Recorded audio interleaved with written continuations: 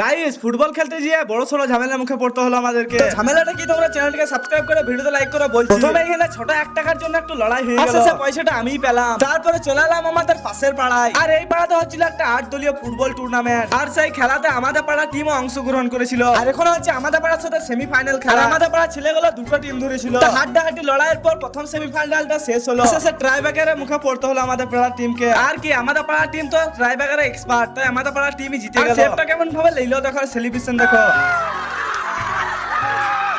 আরে এই কুয়াগুলো তো আমার ক্যামেরা দেখে একেবারে বান্দরামো শুরু করে দিয়েছে। আর যেহেতু আমাদের পাড়া দুটো টিম ধরেছিল, তাই আবার একটা সেমিফাইনাল খেলছে। আর কি এখানে তো ভুল বুঝাবুঝি কারণে ঝামেলা হয়ে গেল। আর এখানে তো কেউ কিছু বুঝতে পারলো না যে ঝামেলাটা কোথায় কি হলো। আমি একটা এক্সপেরিমেন্ট করতে চলে এলাম এই ঝামেলা তালায়। আর এখানে এসে জানতে পারি যে অপর টিমের একজন আহত হয়ে গেছে আর ফাউল দেয়নি তার জন্য। আর কি অপর টিম তো রাগ করে পালিয়ে গেল, আর আমাদের পাড়ার দুটো টিমই ফাইনালে উঠে গেল। আর কি কমেন্টে ভাইরা বললে যে কালকে আবার ফাইনাল খেলা শুরু হবে। তোমরা আমার চ্যানেলকে সাবস্ক্রাইব করে ভিডিওতে লাইক করো। ওই খেলা নেক্সট ভিডিওতে তোমাদেরকে দেখাবো।